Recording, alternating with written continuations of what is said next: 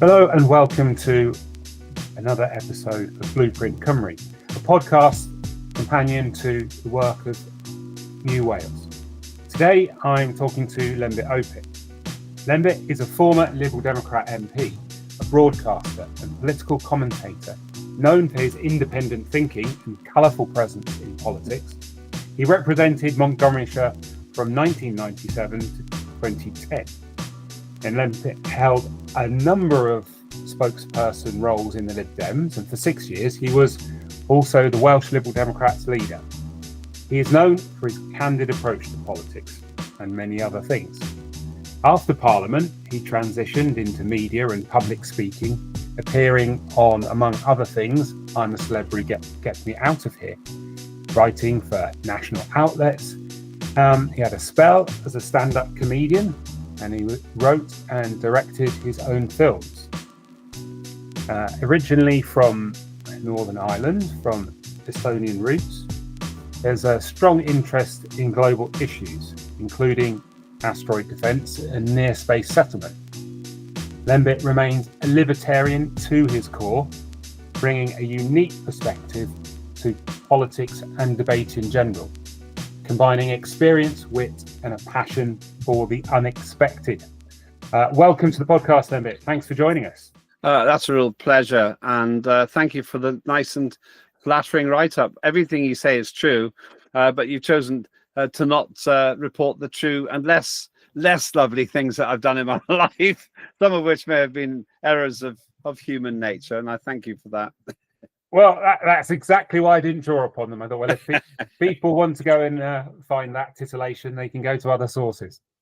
They certainly can. It's all over the place. But politics is actually what I'm interested in.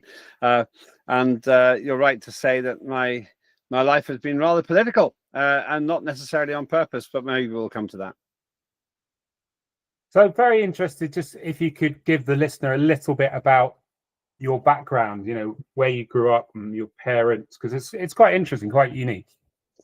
Yep, my parents came from Estonia, which is one of the three Baltic states, right up in the north of Europe, one of those places where you get about 2 hours of sunshine in the winter and 22 hours of sunshine in the summer. It's been living under the shadow of the former Soviet Union for a long time. In fact, I was involved in the independence movement for Estonia. Because I was in my 20s, I had no idea of the risks I was taking, being followed by the KGB and all that. That's a program in itself. But I grew up in Northern Ireland, and my parents recognized the importance of embracing the culture you live in. I suppose if I wanted to be prosaic about it, I'd say I was taught to embrace the culture that embraced us. Quite literally, the United Kingdom, perhaps in a simpler time when it came to migration, recognized that families like mine would just be exterminated if they went back into Stalin's Soviet Union. So I grew up with Estonian as my first language, actually, in a small Estonian community in Northern Ireland.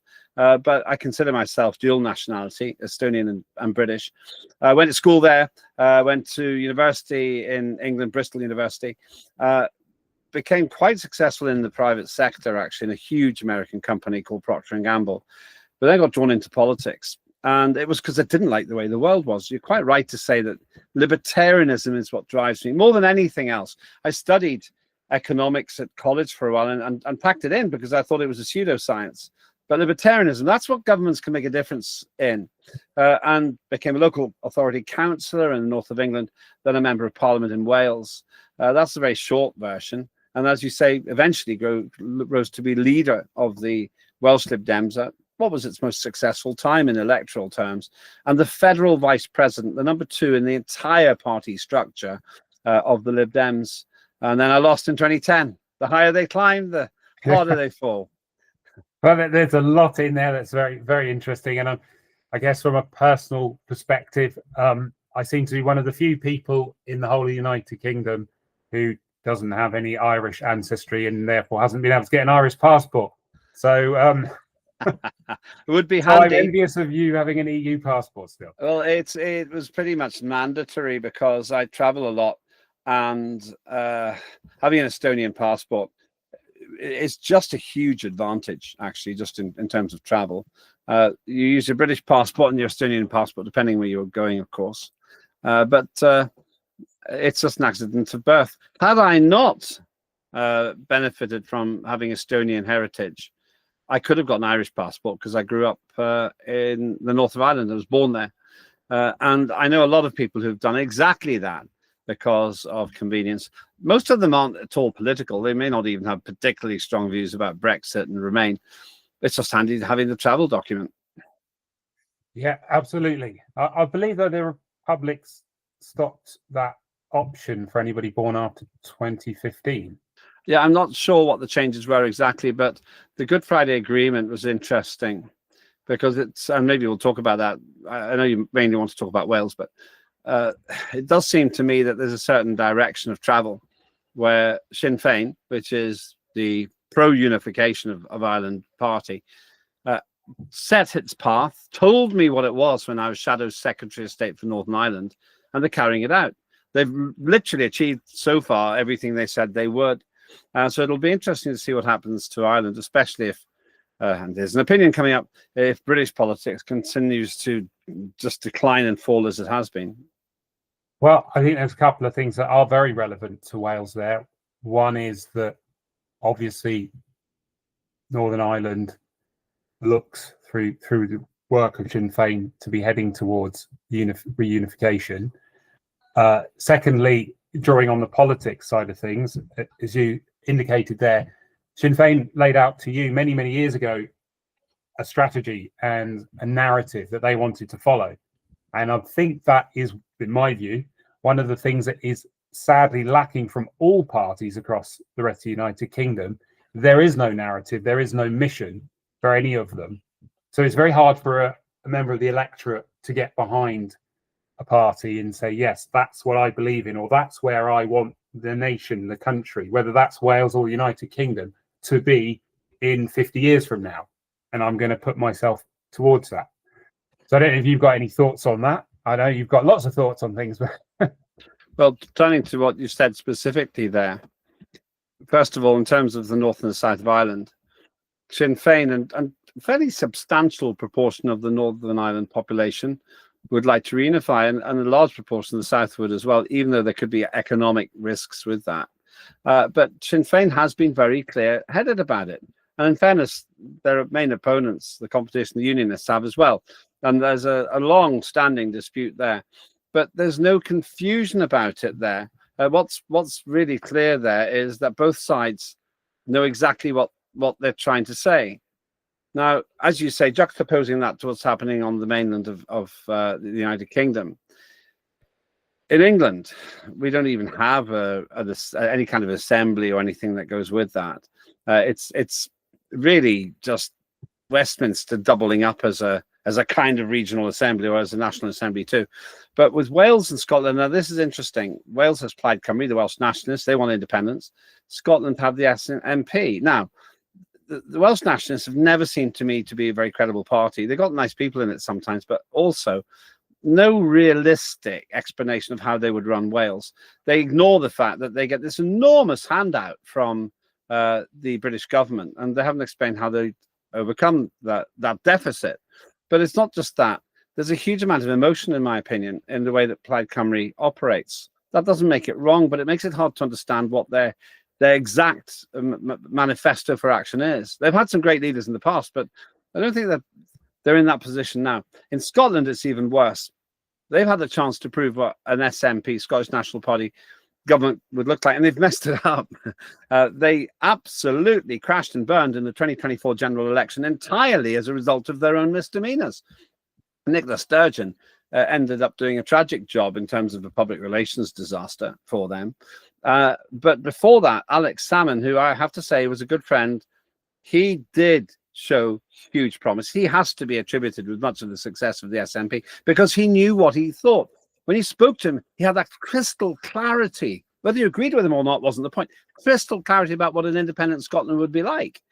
He's gone now, and I just don't see anything like that clarity of thought in the Welsh and Scottish separatist movements. Do you think some of the reason why Wales and Scotland particularly haven't shown their abilities is down to being hamstrung a little on economics.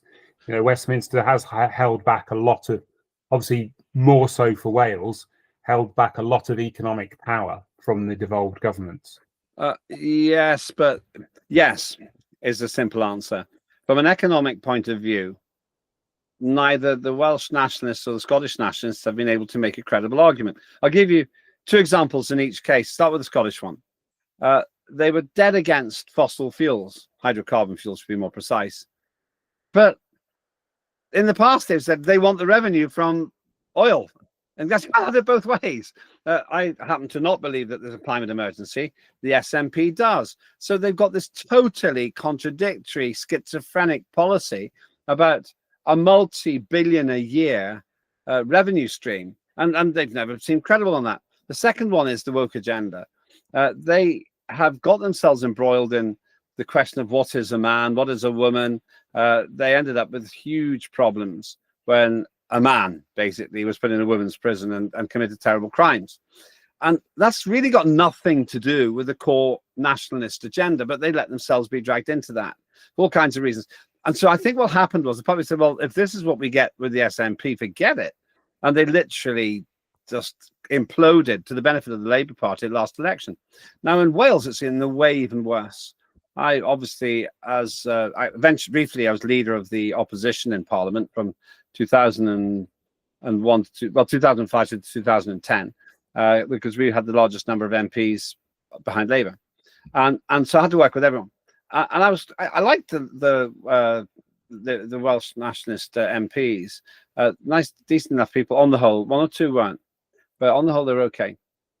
But they couldn't say how they would run the economy. And this is the point you're making. You say, how will you fill the deficit filled by something called the Barnett formula? It's a way of working out how much Wales and Scotland get. They couldn't answer the question. They come up with these rather romantic ideas that Wales could struggle on, but it wasn't credible. Now, when you talk to people in a pub in Newtown in mid Wales or Cardiff, they care about that because they don't want to be poor. They say, oh, it'll be quite nice to be independent, but I don't know how we'll pay for it. And that's pretty much the end of the story. Some of them are also worried about a kind of nationalistic authoritarianism, that you have to act Welsh, you have to speak Welsh and all this sort of thing. But the economic one, that's the one that bothers people when they go home. How do I pay my bills if my salary goes down? How do I keep my kids here if there's no work because Welsh nationalists messed it up? And that's a problem for them, I think, and more so even than in Scotland, where they have demonstrated power. Yeah, I guess the counter argument would be that no government in Wales has had full economic accountability. They've not had, although limited, there are limited budget raising powers to the Senate now. There isn't a full governmental suite of economic tax and borrowing allowances allowed to the Senate, because that's held by Westminster. So you can't make a genuine criticism that they're not able to do it until those powers are at the Senate. That's a fair point, and you're quite right to raise that explicitly. I've covered my concern about how they talk about it. Your concern is the powers they have to do it. Well, that's fair enough. But when I listen to both the SNP and the Welsh nationalists, it's less of a moan about the Barnett formula because they're on soft ground there. The UK gives more to Wales and Scotland than they get back, arguably. That's a debate in itself, but certainly the Barnett formula is a handout. And I don't think that stops them from having a credible economic policy. Look at Reform UK. Now, Reform UK got like fewer than half a dozen MPs, but they're driving the entire political agenda at the moment, at the time we're recording this anyway. And they're doing it by being very explicit about key policies which they think are important to their potential voter base. There is nothing to stop the SNP or Plaid Cymru doing exactly the same, having a crystal clear agenda that other people can understand. Now, that is the success of Reform UK, and it shows it can be done. In a way, Alex Salmond did that in Scotland by being tremendously charismatic, and I miss him. He died suddenly, quite recently, really, but tremendously charismatic, but also clear about his vision. David Wigley, who used to be in charge of Plaid Cymru, I think he had a similar quality, and they haven't really recreated that since those two big names. So I actually refute the defence that you're putting forward. Plaid Cymru and the Scottish nationalists could easily put a plan of action which anyone could look at and agree or disagree with. They don't do it. They just end up in vague terminology. And in this case of Scotland, obsessing about woke matters, and that's really cost them dearly. So I guess leading on from that point, do you believe that Wales is partly suffering then because it hasn't really carved out a distinct enough identity for itself? It has got the opportunities to create that image for itself, certainly within the United Kingdom. And when I've spoken to other members of the Welsh diaspora for this podcast, that's certainly an opinion that they have. It's, you know, they've given me examples of Scottish and Irish delegates for the governments or business will turn up and talk to them as business leaders, and they have a distinct agenda of, well, this is what we are as Scotland, this is what we are as Ireland, this is what we want from you as business people, this is the money we want, this is why we want it. And they say whenever somebody turns up from Wales, they just seem to be on a bit of a jolly and don't actually have a direction. Yes, my opinion is that by and large, the Welsh nationalists, and they can feel free to totally disagree with me, the Welsh nationalists have a rather fatalistic view. They don't really think they're going to get independence. I think there was a much more enthusiastic commitment under David Wigley, who I mentioned before, and some really committed individuals around him. But now it's like, yeah, we'd like independence, but hey, we want to be in charge of the Senate. And that's the problem there. In Scotland, they suffered because of their success. They ended up running Scotland. And for quite a few years, I think they did it pretty well. But then they started scrapping amongst themselves. And Alex Salmond's protege, Nicola Sturgeon, turned on him. And I will always side with Alex on this. I know the inside story on this. I'll always side with him on it. But it was a bad look because the public began to be uncomfortable with it. And then there were all these allegations of fraud and everything else, things nothing to do with nationalism. But it looked terrible. So in Scotland, the Scottish National Party, they started deviating into borrowed interest stories, things which were very interesting, but essentially undermined the SNP as a whole, and they paid the price. By contrast, look at Ireland again. First of all, let's remember that Ireland was part of the United Kingdom until some very feisty individuals a century ago, or just a bit longer than that ago, managed to secure independence for Ireland after a bloody centuries-long struggle, it has to be said. But they did it. They did it. And Ireland is a viable, successful, independent country. Even in the early 70s, Ireland wasn't doing that well. It was just about a first world country, but it was clearly behind the North in terms of standard of living. But then it shot up. And now, certainly in the period of the Thatcher, one of the jokes was that the South of Ireland started offering aid to the United Kingdom to help them recover from their business travails. It was really funny. So they proved they could do it. Now, a united Ireland, it's feasible because it's credible, because you could have a high standard of living there, and there's that geographical logic to it. So I can see how Sinn Féin are doing this. I'm not here to advocate for a united Ireland, but in terms of what you're talking about, everyone can see it's a realistic prospect. Maybe political, moral reasons, people don't agree with it, but economically it can work. Remember also, the overwhelming majority of people are in the south rather than in the north, so that works as well. But compare that to Scotland and Wales. It's a world apart, just like you said, a world apart. You meet South of Ireland politicians, they know what they want, who they are, where they're going, and they know the problems they've got with the European Union as well. All very professional stuff. In Wales, they're more obsessed with arguing the minutiae in the Senate, and in Scotland, they're more obsessed with arguing with themselves. And in both cases, that turns the public off. I don't know how au fait you are with Estonian politics, but obviously Estonia was maybe not out of its own choice, although I know that there obviously was a long-term independence movement in Estonia when Soviet times. But, you know, that was thrust into being an independent nation and a very small one and having to find its feet economically and politically. And then many people that do favour Welsh independence cite small nations like Estonia as an example of where Wales could go. So why should that not work for Wales? Why could it work for Wales? Elfyn Llwyd, who I'm very fond of, Welsh nationalist politician, always described me as an Estonian nationalist. and it's true, because in the late 80s and early 90s, at a time when I didn't realize the risks I was taking on myself, I actively campaigned for the independence of Estonia. And it's interesting that this was personally dangerous, but also quite in line with the kind of campaigning that the more enthusiastic elements of the Welsh nationalists did in the past. I didn't set fire to colleges and so on, but I was very heavily involved in trying to help Estonia find the confidence to break away. Now, Estonia, on balance, did want to break away. It's a numbers game. Roughly, this is roughly right, 2/3, maybe 70% of the population was indigenous Estonian, about 1/3 was Russian. So if you'd had a referendum, it would have probably split in roughly those lines.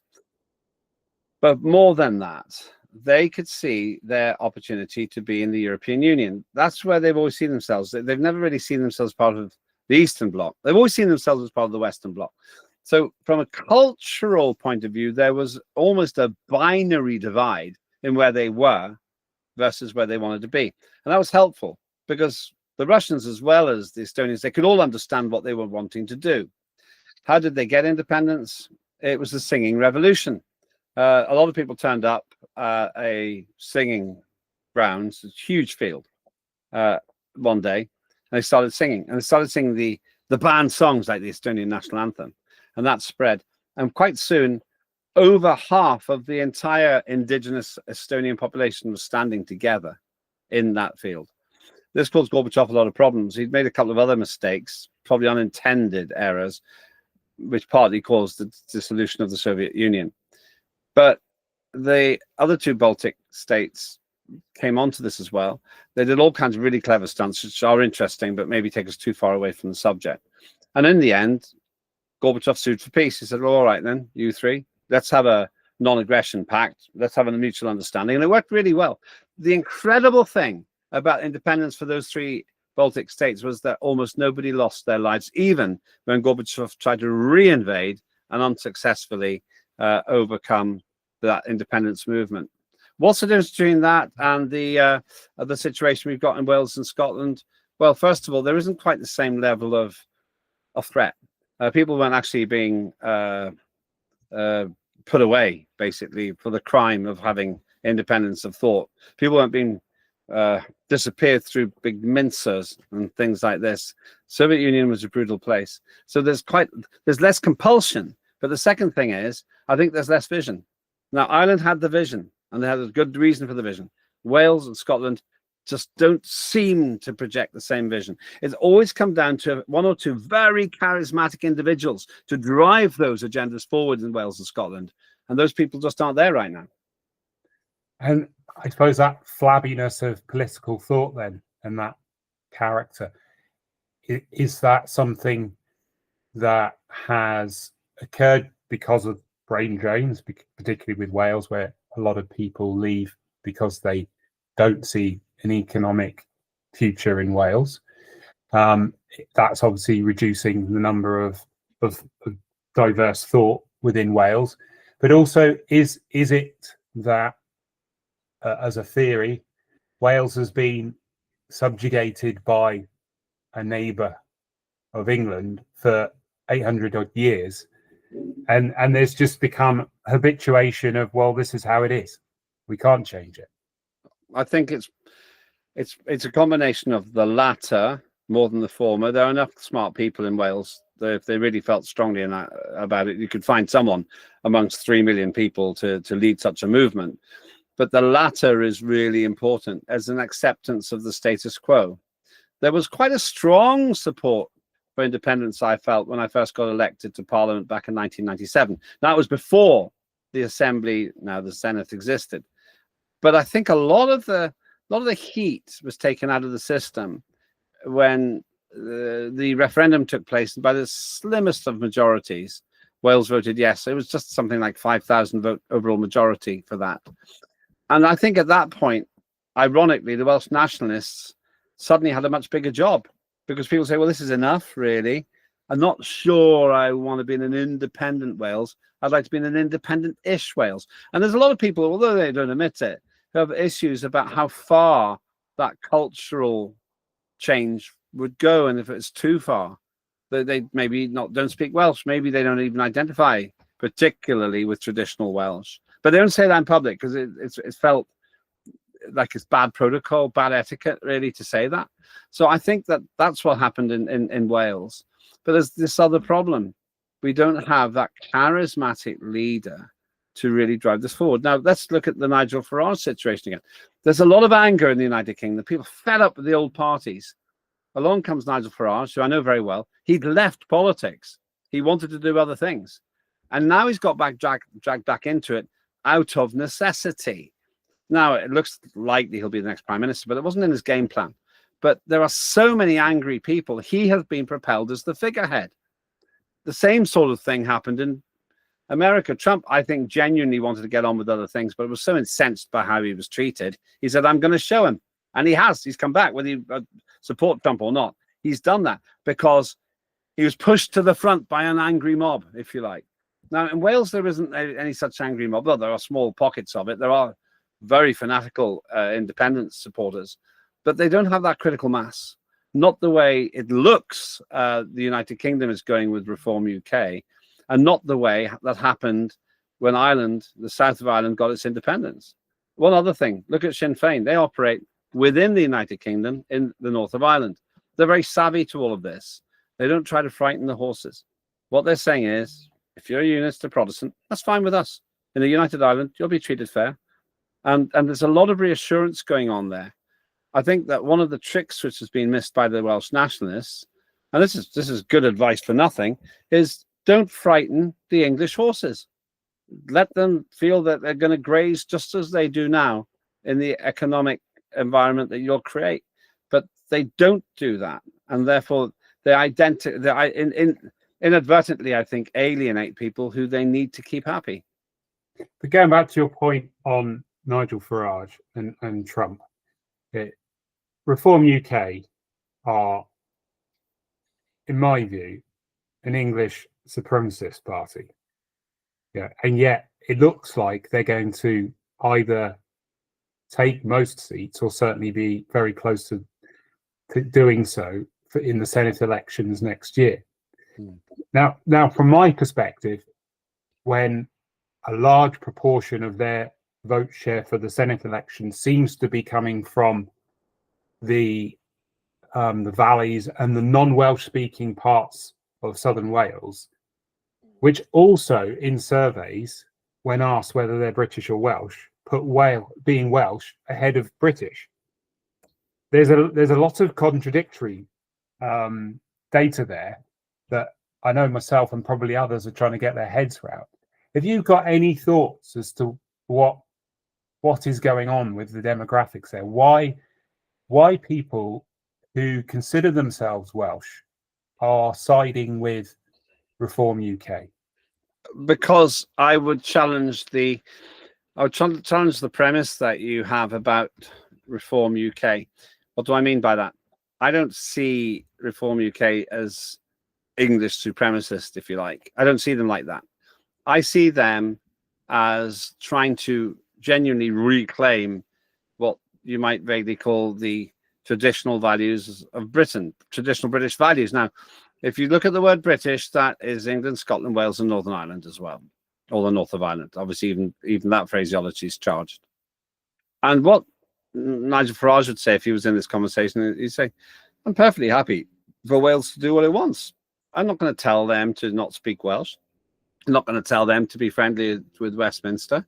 If I'm Prime Minister, I'm happy to talk with them about the situation in terms of devolution. No promises. And the same goes for Scotland and the Northern Ireland. I'm not here to break up the union, but I'm here to represent it. And so he would refute that. That's the first part. The other part, why do they get so much support in the valleys, which are basically Welsh and so and working class a lot of the time, because the old divisions are gone. It's not about rich and poor now. It's about people who are totally sick of the old parties and people who aren't, and they coalesce around some specific policies. Obvious one is migration, and you can be rich, you can be poor, you can be in between, and you can be sick of the fact that 200 men of fighting age are living in your town, and you're frightened for your daughter. And you don't have to be any class to think that that is a bad thing. Second example, economically, at the moment, we have a ruinous government that's breaking just about every single promise it made. And that puts a plague on the Labour House. The Tories are nowhere. And the Liberal Democrats are run by a guy who thinks it's fun to turn up in Lycra at the age of 60. He's not a credible character. I mean, I like him as a person, but he's not doing a good job in terms of the credibility of the party. So by default, where do you go? You go to the guy who you'd quite like to have a pint with in the pub, Nigel Farage. And the third and the crucial thing here, absolutely vital, is Nigel Farage is saying populist things that nobody else is saying, but everyone else is trying to copy. Waving British flags at the Labour Party conference. Give me a break. All that makes them look like is reform. They don't look more Labour. Well, the Liberal Democrats did that as well, didn't they? Oh, I know. It's just embarrassing. I wonder what the Tories will do. And it's embarrassing because they are more or less affirming Nigel Farage. As I say, I make no secret of the fact I know him and everything else. I said that before. But you go to the valleys and they say, well, I just want somebody I can relate to. Oh, yeah, but he's an English supremacist. Well, not really. He just wants to stop all these horrible migrants coming over. And they don't speak in highfalutin political terms like we might do on this program. They talk about it in the way they say, well, don't tell anyone I said this, but I really don't like it. Oh, don't tell anyone this, but I just think all of the people in the assembly are rubbish. And it's really that simple. You've got to remember that, unlike you and me, Simon, most people don't spend their time in studios talking about politics. They spend their time at home arguing with their families or in the pub talking to their mates about what's wrong with the country. And Nigel looks like a solution because he's not tainted like the others. Whether that's right or wrong, we'll find out. But that's why he does well. And the incredible achievement of Reform UK is having decimated the Tories, they now look like they're going to be doing the same for Labour. I don't think they'll get that much from the Lib Dems. I don't know about Plaid. They probably won't get much from Plaid at all. But Tories and Labour together, they form a huge swathe of votes. They get all that, they could form a majority or something close to it. So I'd quite like to push back a little on whether that's the charismatic nature of Nigel Farage and the quality of Reform UK, or whether it is the fact that they're doing so well down to something that we've been talking about through the whole of this podcast. It's just that lack of authenticity and the lack of narrative, a lack of story from all the other parties. There isn't a vision of where people that lead those parties want the country to be. And they're not speaking to people, as you've alluded to, in terms that they understand. So is that I believe that's the case, but also is that not imbued into the system that United Kingdom has because of not having in Westminster proportional system where we then get governments that are representative of parties? If the voter has become savvy enough, as the Liberal Democrats showed with the last general election results, okay, well, we're not really that keen on Lib Dems, but it's the only way to get rid of the Tories, so we'll go for it. If they've become that savvy, they realise the system isn't going to give them a green, or they're not going to give that. There might be in an area that is they'd like a Labour MP, but it's never going to give them a Labour MP. So, well, the only alternative is I'm going to go for reform. We're going to put all our weight behind reform, and they're going to shake up the system. Is that somewhere along where things are going? I pretty much agree with your analysis, actually. The reason I agree with it is because it's consistent with what I said before, but it takes it further. What do I mean by that? Well, yeah, the public are just fed up with the old parties. And the reason I think that's happened, my opinion, is because we now have this huge herd of career politicians who've never done anything else. They've never run a business. We have a British cabinet that's never run a business. And we have fourth division performers there. David Lammy, who thought that on Mastermind was asked what blue cheese goes with port, and he said red Leicester. These people, they're just so febrile. They lack the intellect and it seems to me the wisdom to do the job they're being paid to do. Now, I'd say that about Labour, Liberal Democrat, and Conservative. The Greens are just off the scale for me. I can't take a party seriously when they don't even understand the core science of the subject they're meant to be professing, which is climatology. So really weak politicians. Enter Nigel Farage, who, like Boris Johnson, has a star quality. It's interesting that, and who did very well, for example, on a program I did, I'm a Celebrity, Get Me Out of Here. And he's got a star quality. And the other thing is, he knows exactly what he stands for. Whether you agree with him or not is less important than the fact he knows what he stands for. And people find that refreshing. I disagreed with almost everything that Margaret Thatcher did at the time, but people knew what she stood for. Ronald Reagan won in America. He was an American president there because people kind of knew what he stood for. And then you get this blancmange. You get the blancmange politicians. And I think that's why the feeling that there's a clarity of thought is helping Reform UK a lot. Now, tying this into what you were saying before, look at the Welsh situation. What does Plaid Cymru actually stand for? Independence. Okay. What else? I don't think I can easily list a standout policy from them, which I could tell somebody on a bus in 2 minutes to go, okay, well, I see what they mean. Labour have got a pretty abysmal record of things like the health service there, so they're tarnished by the actual situation. Lib Dems, as you said before, they just faded away in a sense because they just haven't got any proper leadership, I'm sorry to say. And the Tories, well, they're nowhere at the moment. They're being punished, and they will be for the equivalent of a political generation. So by default, Nigel Farage finds himself in the perfect storm where he's got the only seaworthy boat. I'd quite like to move the conversation on to the energy sector. And the thoughts here is that Wales seems to be in a place where it's going to become central to the United Kingdom government's energy strategy, with a lot of the offshore wind and potentially tidal projects as well. I was wondering, doesn't Wales have a right to build its own energy security strategy and bring down the energy prices for people in Wales? Or is it, as I believe the UK government's put together something called a strategic spatial energy plan to map out areas of the UK for investment into electricity and hydrogen generation? But going further with that, one of the conversations I've had with many people in Wales is about the potential for hydrogen. I think a lot of people don't understand the different types of hydrogen, and there's no reason they should until it's explained to them. There's obviously white hydrogen or natural hydrogen, which Wales does have potentially good reservoirs of. But when you start talking about drilling for it, it becomes associated with fracking and gas and oil. Now that brings my mind into a bigger area of, I believe, Wales needs whatever it can get as far as building its economy and developing its energy security. And that's probably true of the whole United Kingdom. But we're in a politics where anything to do with gas, and particularly fracking for gas, is instantly seen as horrendous and as though you're about to prepare, boiling somebody's child.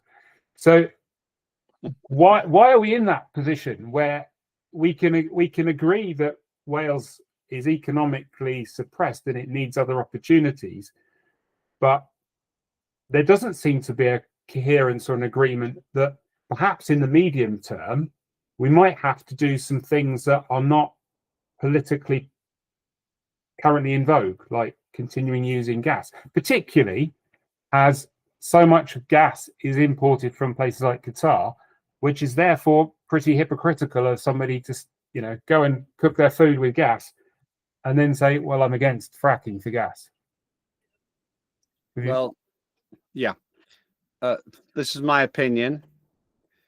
The fundamental problem is the biggest lie in modern Western politics, that there's a climate emergency.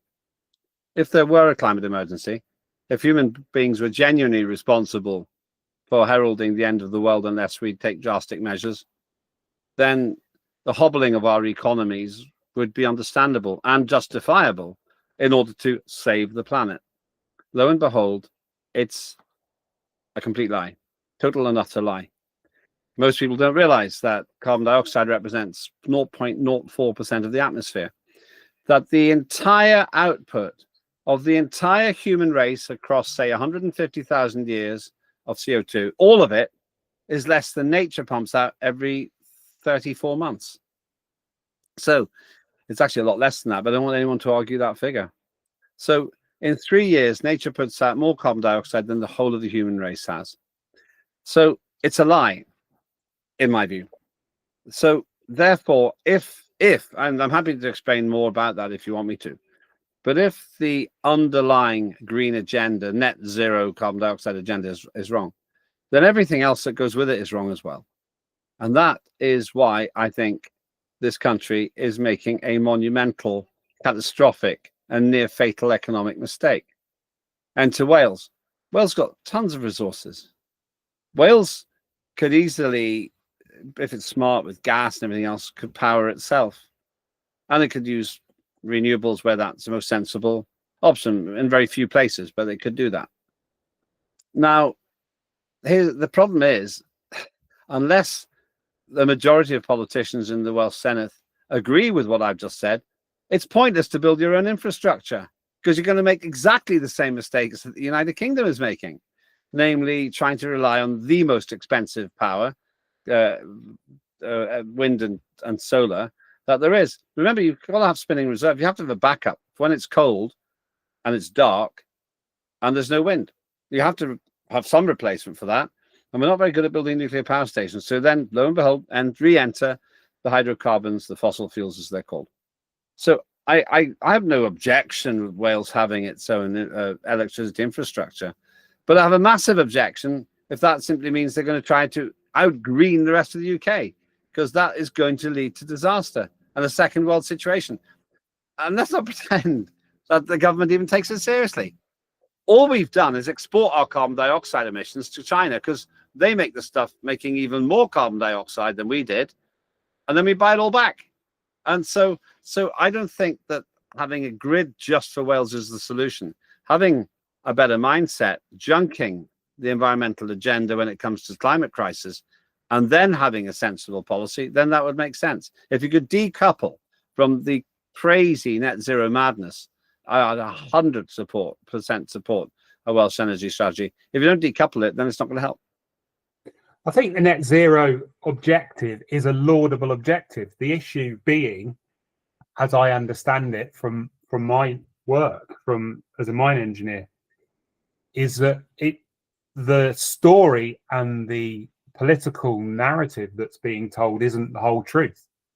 Yeah, it's not a wrong. It's not, in my view, it's not a wrong policy to want to have a net zero economy, but you're not having a net zero economy by exporting your CO2 to other places. You're just impoverishing other parts of the world. So in completely hypocritical for any member of the political establishment to stand up and say, I believe in net zero, and then be buying in millions of effectively liters of gas from Qatar, or concrete from other places, or closing down the steel industry in Wales and buying steel from other places, if that is done because you believe in net zero, or as we have with the Drax power plant, which apparently is now a net zero producer of energy, former coal power plant, but it harvests and then ships massive amounts of wood chip all the way from the US to then feed into its burners in the UK. Yeah, the Drax example is utter scandal. They were cutting down ancient rainforests and stuff.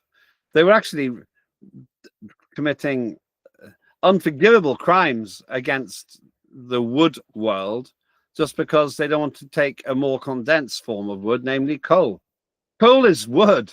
Coal is really, really old wood. That's all it is.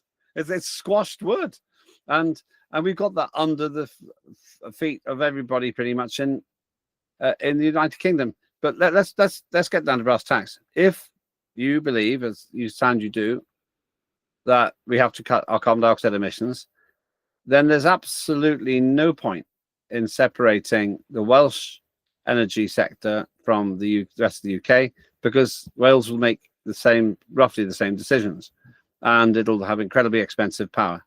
If, on the other hand, like me, one believes that the net zero agenda is utter hoax, it's utter rubbish, we should actually be increasing our CO2 emissions to green the planet a bit. And there won't be any runaway greenhouse effect. I'll explain why in a moment. But if you actually want to have a different energy policy, then it would make sense. I don't think that the current Welsh Assembly has got the competence to run something as sophisticated as the grid. And also, you'll end up with interconnectors between Wales and England, and probably France, which basically makes that independence tokenistic more than anything else. Now, just one word about why I don't think that net zero is a meaningful agenda. I said before, carbon dioxide doesn't drive the climate. The climate drives carbon dioxide. When it gets warmer, there's more carbon dioxide comes out of the oceans mainly. When it gets colder, there's less carbon dioxide gets sucked in by the oceans. So I don't think that carbon dioxide is the driver. But even if it was, what we're doing is utterly ridiculous. You can make a token gesture, bankrupt the United Kingdom and within it Wales, and cut our CO2. You could do that. But the year with the maximum oil usage in the history of the human race, do you know when it was? I don't. Last year. And it will be this year. Because the world's not caring. The overwhelming majority of people on the planet's main objective is having a higher standard of living. And everybody knows you do that by having cheap energy. I watched the embarrassing spectacle of Labour politicians. In fact, Keir Starmer saying he's going to cut our energy bills. And the interviewer said, but they've just gone up. And that's because of the energy that we're using, the most expensive energy there is. So even if CO2 was a problem, we can't fix it. We'll just wreck our economies. And for the reasons you said, we'll buy back all of that CO2 footprint and more by going to places like China, which is opening one coal-fired power station a week. Yeah, just to clarify, I do think it is a laudable effort to get to a net zero climate, and in my mind it just seems simply that if your world is cleaner, it's a nicer place to live in.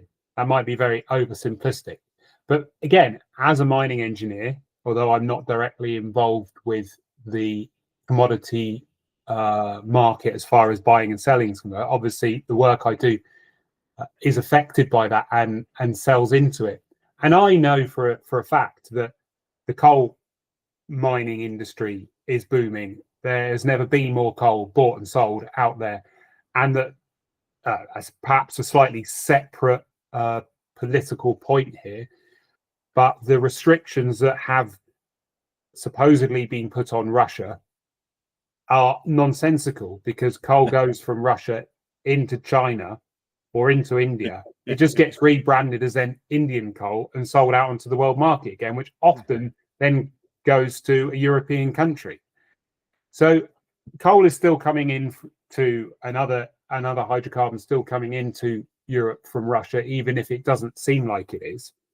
Now they're bigger loopholes to do with the political realities of geopolitics, but I guess where I'm going with this question is how do we imbue honesty into politics? How do we get people to stand up and say, well, I believe this is the right direction just because that's what I believe, like it's my gut belief? And I guess that goes to some of the things that you've said about Nigel Farage. Some of his points, some of the things he believes in are just things he believes in. They might not be factually correct. And I think a lot of the stuff he says is not factually correct. But because people get the sense of authenticity from him, they go with it. And so, in your view, how do you get that back into mainstream politics? On a separate occasion, it would be my honour to go in deep into the green agenda. I don't want to go further into science now because I don't want to put off viewers. That's not really what we're here to do. But leaving aside where you stand on the subject, most people don't really know who to trust on that subject. There's me saying there is no climate emergency. Then there's Ed Miliband saying that there definitely is a climate emergency. And the whole problem is that we no longer have a political system which celebrates truth. Now, my late father taught me something. He taught me it was better to be right than to look right. That means sometimes if somebody argues with you and they have a better argument, you change your position. That almost never happens in British politics. And I think that that is at the heart of the malaise that you're raising. I'm moving away from the environmental agenda because it is charged. My concern is you can't have an honest debate in this country anymore because of partisanship. Let's take another controversial one. The question of gender politics. Lots of people have been grandstanding and accusing each other of being homophobes or transphobes and all this kind of thing. That doesn't get us anywhere. If I label you, I'm not having a debate. Starmer essentially called reform policy racist. That doesn't take us anywhere. What you have to do is say, you see it differently. Good. Help me understand your point of view. But we are so far away from that in our British party political system that there's a plague on everyone's houses. Slightly to Reform's benefit because they can look like the aggrieved party. When Lib Dems, Tories and Labour all gang up against you, then everybody who dislikes Labour, Lib Dem or Tory is more likely to vote for you. So at the heart of it, these fourth division politicians who don't have the kind of debates that we're having here, because you and I are basically, let's be honest, disagreeing a bit about the environmental agenda, but we're having a discussion. We're not trying to run each other down in the process. So these fourth division politicians are not capable of having the sort of discussion we're having now because they think it's weakness. And actually, the public isn't that stupid. The public's pretty smart. And when Starmer pretends that he can say that Reform UK policy is racist, but you're not racist if you vote Reform, who's he kidding?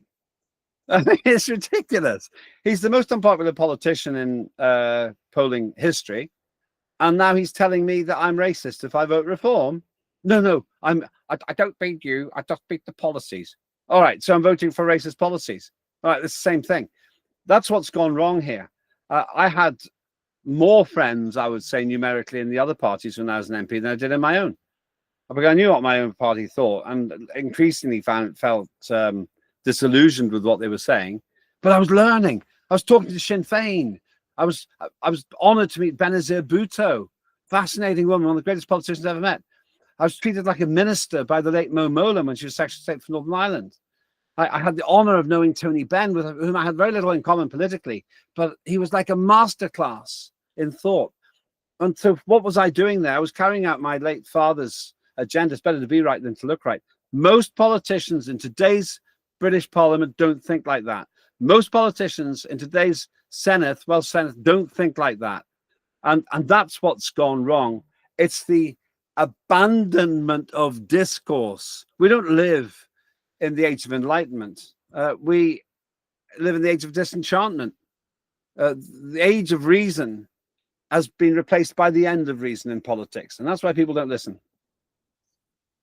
Is that partly to do with the institutional structure of Westminster in British politics, though? It's the confrontational face-to-face, the whole way, a sword distance apart from everybody. And then it goes back to an earlier point I made, the refusal to recognize that most people are put off by that confrontation. Most people are happy to disagree with somebody, as an example of using. They're having a chat down the pub, and they say, well, I see your point, mate, but I don't really agree. They want that in their politics, but they want somebody that maybe changes their mind and says, well, okay, this is the evidence, they're the facts. Yes, that was our policy, but now this is our policy, and this is why, and this is where we're going with it. And also to have the opportunity as a voter, to have government that reflects that rapid change. And again, something that I'm personally very passionate and interested in is digital democracy. And I've talked to lots of people on this pod about it. And that is making democracy and politics meet the century we're in and the technological revolution that we're in the middle of, rather than trying to fit Westminster politics, which was created in the Victorian era 200 odd years ago, make it fit what is happening out there in the real world and how people think and interact with each other. Yeah, well, yes, I don't need to repeat what you said. I think that we've gone from a situation where we did have genuinely interesting and great intellect, partly because of the way that how people self-recruit into politics has changed, to a situation where we just get carbohydrate. We got one-dimensional people. And I can summarize it in one sentence, I would say, if that's not too arrogant of me to say, Simon. In the past, we had people who wanted to make a difference and went into politics. Now, we get people who want to be in politics and try to work out what difference they can look like they want to make. So what we've replaced is outcomes with process. The reason Northern Ireland has some of the smartest, cleverest, most astute politicians anywhere in the UK and arguably in the world is because it was literally a matter of life and death for decades. They literally put themselves in the line of fire, and many died for it or were maimed. So you had to really care to get in there. People didn't say, oh, I'd like to be in politics. Yeah, they could shoot at you. That's all right. People didn't do that. Everyone was brave. But in Westminster, the whole thing has gone soft.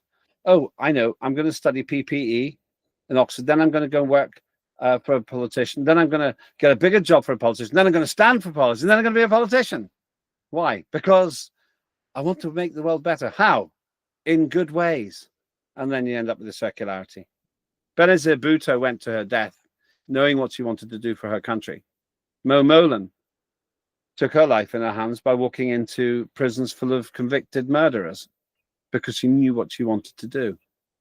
I think we've lost that now. By and large, we've lost the critical mass of great politicians, and the country is suffering for it. So I want to obviously bring this podcast to a close before it gets too long for the listener. And I'm conscious of your time as well. So leading on from that then, where would you see the leadership? What sort of leadership does Wales need to take it forward? Whether you're a supporter of Wales staying within the union, federalising within the union, or going for out-and-out independence, it clearly needs new politicians. It needs energy. It needs radical thinkers. And so how are we going to get those politicians?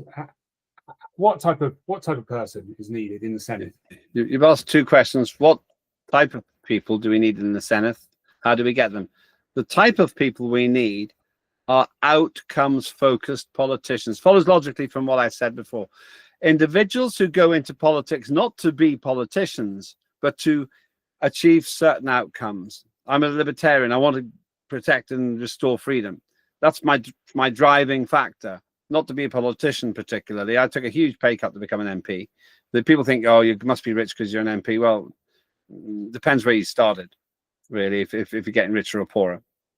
But I really felt the need to try to protect that agenda. So number one, we need people who can tell you in a sentence why they want to have the political authority to do something. And then that by inference means we get rid of people who say, if they were honest, I want to be a politician. I don't want those people. I want the people who say, I want to do this. And in order to do this, I have to go into politics. How do we get them? Well, we need to replace the deadwood, the comfortable cabals, the the dinner party clubs where they secretly share pretty much the same views, but argue for the sake of theatre on the Senate floor. And there's only one way to do that. Find people who are in category 1, outcome spokespeople, and vote for them. Now, the truth is, I've talked a lot of complimentary things about reform, but any party could do what I'm saying if they had the will. Plaid Cymru could do it. Labour in Wales could do it. The Lib Dems could do it. But they don't, because they're all part of the problem. They've got themselves into this comfortable place. There's a song by a progressive rock band called Soft Machine, and the words go, "It begins with a blessing and ends with a curse, making life easy by making it worse." And that's what's happened. I was one of the architects, one of the designers of the Welsh Senedd. I put it together with a very capable politician with his own flaws, but very capable politician called Ron Davis. There's a couple of other people helped as well. And we worked closely together. I was Liberal Democrat. He was Labour, of course. But everyone played a part. I had great dreams for the Assembly and then the Senedd. But now it's populated by people who want to be politicians. That's the pandemic across British politics, north, south, east, and west. And I suppose I would conclude my comment by saying I can sit and moan about it, or I can help find those people. In the 1990s, I was one of maybe half a dozen people who helped build the Lib Dems by painstakingly, individually recruiting people, helping them get on and making my best judgment. We find ourselves in that situation again. What Wales needs is outcomes-focused politicians who remember that they are not to lead, but to serve, who can tell you what they stand for and explain why that means they have to be in politics. That's what Wales needs, and Scotland. That's what Northern Ireland's got. That's what Parliament in Britain hasn't. And that's what Europe needs to. And hopefully that is what New Wales, the think tank that you're doing this podcast for, is also contributing towards. Now, my final question, I guess, then, is where do you see Wales in 15, 20 years from now? In 20 years' time, I see Wales as an independently more empowered part of a British federation, probably without the kind of authoritarian grip that Westminster has at the moment. So the devolution works where Westminster probably has to create an English Parliament as well. So you've got English Parliament, Scottish Parliament, Welsh Parliament, and Northern Irish Parliament, and the federal system then in UK, a little bit like the United States, where the states have a lot of power. But, and here's the ideology coming in, here's the dream, here's the utopian vision, where they work for the people instead of for themselves. That's the unique thing. I actually run the world's first digital democracy, first fully functioning one. It's called Ascardia. There are no political parties in it. The 150 or so members of parliament in it are all united with a vision for how we need to create a society that would work in space. That's what we're aiming to do. And why does it work? Because we don't have factions. We just have a common cause. There's my ideology. We can have parties if you want, but if all those people in a more federated system, not very different to what we've got now in terms of structure, but very different in terms of attitude, if they actually say, we put our nation first within a federation, then we might make some progress. Can it happen? Maybe, but I know it certainly won't happen if organizations like you and people like me don't try. Thank you very much. Finally, what are you up to as far as your media appearances, which you're infamous for, should we say? I've now run a TV station called Unprecedented TV. Hope that people will subscribe. For now, it's free. You'll find it on YouTube, Unprecedented TV. Follow me on @Lembit Öpik. It's got the blue tick, 25,000 followers. And most of my programming goes out there. I'm trying to create a free speech channel, not unlike what we've just discussed now, where we take people from across the political spectrum and the arts and culture. The only condition is that they tell the truth as best they can. And even then, we're not expecting saints. Everybody has a certain amount of poetic license in how they see themselves in the world, but it's a free speech place. You don't have to agree with what I agree with. You can completely disagree with what I've said. You can tell me that there's a climate emergency. We'll give you the space as long as you're eloquent. So I'm trying to create the world's first accredited online television station. And why? Because I'm walking the libertarian talk. And that's what's really defined what I've been doing for the last 30 years. Lembit Öpik, diolch yn fawr. Diolch yn fawr I chi. Dwi'n siarad yn Cymraeg, ond arall achos mae Swyth ddim yn siarad fi yn Cymraeg dim ond y Saesneg. It's still there. It's still there. Brilliant. Thank you so much. My pleasure. Thank you. If you enjoyed this episode, be sure to subscribe and stay tuned for more conversations with people who want to build the future of Wales. And do go and find, like and enjoy new.wales across all your favourite social media channels.